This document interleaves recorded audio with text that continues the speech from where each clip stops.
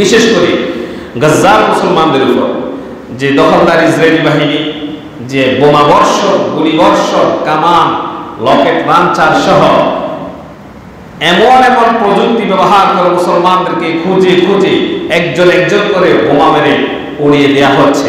এটা কি ন্যায় না অন্যায়? আসতে বললেন, এটা কি ন্যায় না অন্যায়? অন্যায়। এখানে তো ইসরায়েলের কোনো সৈন্যবাহিনী নাই, আপনারা ভয় পাচ্ছেন কেন? এখানে কি নেতানিয়াহুর কেউ আছে নাকি? না, আমরা তো কথা বলতে পারবো মুক্ত। তো সেটা গাজার মধ্যে, ফিলিস্তিনের মধ্যে যেভাবে মানুষকে হত্যা করা হচ্ছে আপনারা দেখেন নাই? এটা অন্যায়। এটা কি অন্যায়? এই অন্যায় বাধা দেওয়া আমাদের দায়িত্ব আছে না নাই? আছে। তো আপনি অন্যায় বাধা দিবেন কেমন করে? আমরা তো এখন গাজার মধ্যে নাই, আমরা তখন ফিলিস্তিনের মধ্যে নাই। তো এই জায়গায় আমরা প্রতিবাদ, অন্যায় বাধা কিভাবে দিব?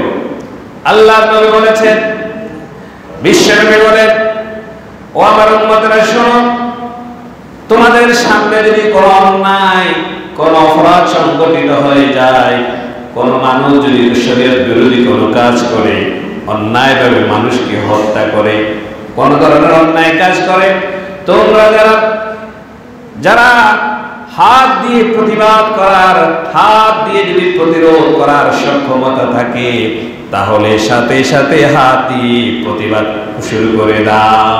হাত দিয়ে প্রতিবাদ করো। আমরা আছি অনেক দূরে, আমাদের হাত দিয়ে কিছু করার সুযোগ আমরা দেখছি না। অস্ত্র দিয়ে, লেখনের মাধ্যমে আমরা পারবো। লেখনের মাধ্যমে লিখতে হয় হাত দিয়ে, তো লেখনের মাধ্যমে আমরা প্রতিবাদ করতে পারি। পারে কি পারে না? পারি। সংবাদের কলামে আমরা প্রতিবাদ করতে পারি, সোশ্যাল মিডিয়ায় লিখে আমরা প্রতিবাদ জানাতে পারি, আমরা দূতাবাসের মাধ্যমে আমরা প্রতিবাদ জানাতে পারি। আমার বিশ্বের আনাচের মুসলমান ভাইকে, নিরপরাধ শিশুদেরকে, নারীদেরকে অন্যায়ভাবে হত্যা করা হচ্ছে, আমরা এটা বন্ধের জন্য জোর দাবি জানাচ্ছি। এইভাবে করে আমরা লিখে ফেসবুকে, ইউটিউবে, সোশ্যাল মিডিয়ায় যেভাবে হোক আমরা কিন্তু হাত দিয়ে এই পর্যন্ত আমরা প্রতিবাদ জানাতে পারি কি পারি না? পারি। সেটা এই সুযোগ যখন আছে আমাদেরকে হাত দিয়ে প্রতিবাদ করতে হবে।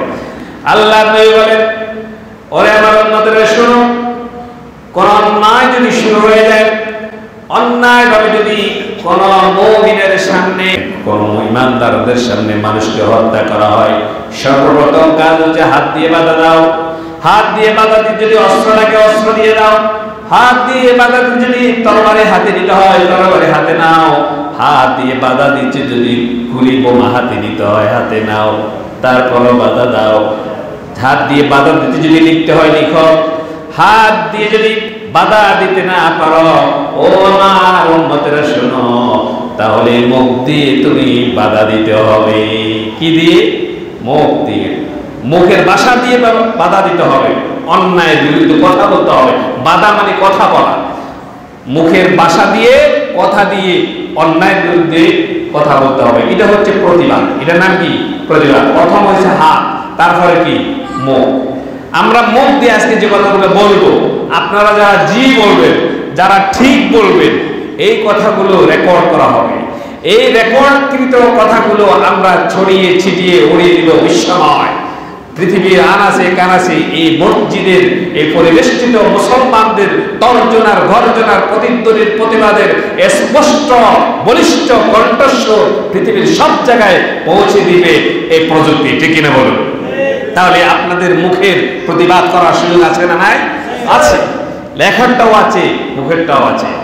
নবীজি বলেন, আমার উম্মতরা শোনো, যদি এমন পরিস্থিতিতে তোমরা থাকো, হাত দিয়ে প্রতিবাদ করার, হাত দিয়ে প্রতিরোধ করার, হাত দিয়ে বাধা দেওয়ার কোনো সুযোগ তোমার নাই, আর মুখ দিয়েও সুযোগ নাই, হাত দিয়েও নাই, আল্লাহ নবী বলেন, তাহলে তুমি যদি ঈমানদার হয়ে থাকো, তাহলে মন দিয়ে, অন্তর দিয়ে হলেও তাদেরকে ঘৃণা করতে হবে। অন্তর দিয়ে হলেও ঘৃণা জানাতে হবে। আমার হাত দিয়ে, মুখ দিয়ে আমার তো শারীরিক সক্ষমতা এগুলি নেই, তাহলে নবীজি বলছেন অন্তর তো আছে, মন দিয়ে হলেও ওই ইসরায়েলি দখলদার বাহিনীকে ঘৃণা করো।